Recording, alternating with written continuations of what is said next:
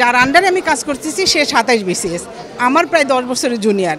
Even ওইখানে civil surgeon, ওইখানে DC, SP, জেলা লেভেলের হোল সবাই 25, 24 আরও অনেক জুনিয়র।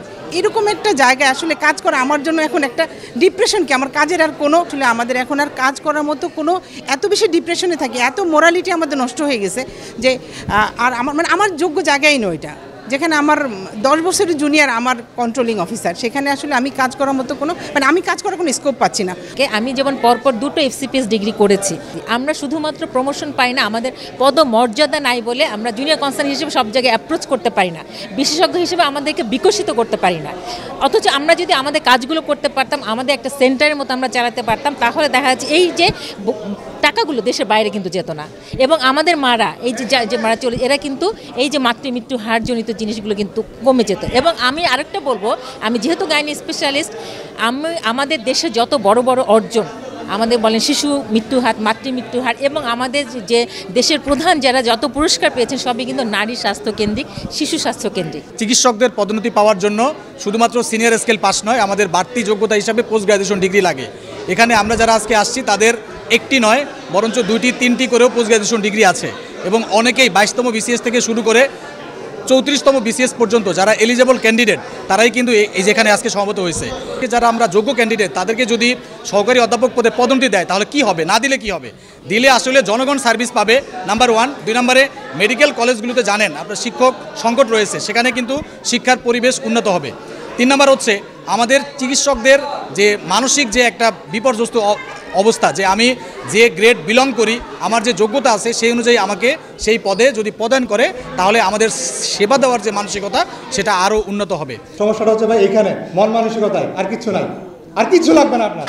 আপনি শুধু আজকে আপনার মন থেকে দাবি করেন, 1 সপ্তাহের মধ্যে পাবেন। যদি মিনিস্ট্রি না পারে আমাদের দায়িত্ব দেন, আমরা সব ডাক্তার আপনাকে এনে দিচ্ছি। কোথায় কোন বিশেষজ্ঞ যাবে আমি আপনাকে বলে দিচ্ছি, কোন নিউরোসায়েন্স, কোন নিউরোলজি ডাক্তার যাবে, কোথায় কার্ডিওলজি যাবে আমি আপনাকে এনে দিচ্ছি। স্ব ইচ্ছায় ডাক্তাররা আসবে, গাইনোকোলজি যাবে, সারা বাংলাদেশ যাবে, সার্ভিস দিবে তারা। আপনি দেখতে চান, আপনি ফিল্ডে আসেন, জিজ্ঞেস করেন কে কে যাবে। ডাক্তারের যেহেতু অভাব নাই, আপনি কেন এই সার্ভিসটা নেবেন না? তারা তো অনেক সাফার করতেছে। সবাই কি শুধু একটা সিম্পল একটা বিষয় হলে ঢাকা চলে আসবে? ঢাকা আস্তে আস্তে আজকে ঢাকার অবস্থা এমন যে বিশ্বাস করেন, একটা রোগী ঢাকা মেডিকেল আপনারা জানেন, আপনারা কাছে ভালো জানেন, আমরা নিজেরাও একটা সাক্ষী, প্রচণ্ড পরিমাণে একটা সাফার করতে হয় একটা সার্ভিসের জন্য। কেন? কারণ সব চলে আসে ঢাকা। ছাত্র এবং শিক্ষকের সংখ্যা 30:1। এটা না হওয়ার কারণে এই বছরের জানুয়ারির পর থেকে ওয়ার্ল্ড ফেডারেশনের যে স্বীকৃতি বাংলাদেশের দিকে হবে, বাংলাদেশের চিকিৎসকরা বাইরে চাকরি করতে পারবে না, চাকরির যোগ্যতা হারাবে। এটা কোথাও রানিং, এর জন্য দায়ী কারা? যারা সচিবালয় মন্ত্রণালয়ে বসে তারা দায়ী। আমাদের স্বাস্থ্যের চিফ কোনো ডাক্তার হতেন, সচিব কোনো ডাক্তার হতেন, উনি আমাদেরকে বুঝতেন, উনি আমাদেরকে ওন করতেন। কিন্তু এখন যারা আছেন তারা হয়তো আমাদেরকে ওন করেন না, সেজন্য আমাদেরটা হয় না, বাধা এখানে। বর্তমানে 37টি মেডিকেল কলেজ, নানা স্পেশালিটি চিকিৎসক সংকটের কারণে চিকিৎসা শিক্ষা ব্যাহত হবার ফলে কর্মদক্ষ MBBS, BDS ও পোস্ট গ্রাজুয়েট ডাক্তার তৈরি হবে না। মেডিকেল কলেজগুলোতে উন্নত চিকিৎসা পদ্ধতির প্রায়োগিক দিক থেকে শূন্যতা সৃষ্টি হওয়ার ফলে দেশের অর্থ বিদেশের চিকিৎসায় ব্যয় হবে। প্রশাসনিক পদোন্নতি পেয়ে জুনিয়র BCS যারা USFPO হয়েছেন, সিনিয়র হওয়া সত্ত্বেও এবং সকল যোগ্যতা থাকা সত্ত্বেও তাদের অধীনে কাজ করতে হচ্ছে উচ্চতর ডিগ্রি সম্পন্ন চিকিৎসকদের।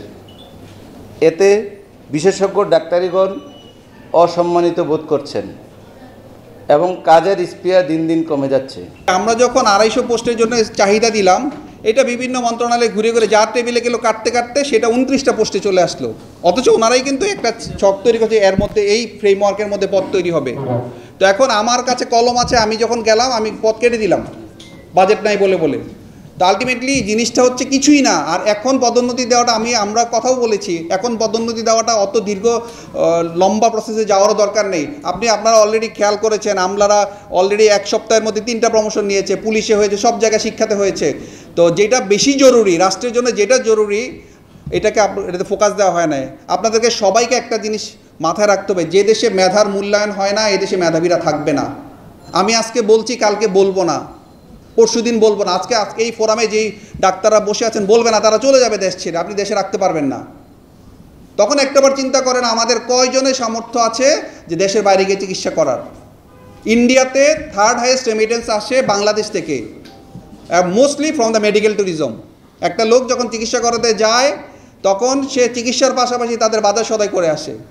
সো আমাদেরকে মাথায় রাখতে হবে যে আমাদের সঠিক জায়গায় সঠিক পদক্ষেপ নিতে হবে। আজকে যদি নির্বাহী আদেশে সুপারনিউমারি প্রমোশন যদি আমলাদের হইতে পারে, পুলিশ হইতে পারে, কেন আমাদের চিকিৎসকদের চিকিৎসা শিক্ষায় হবে না?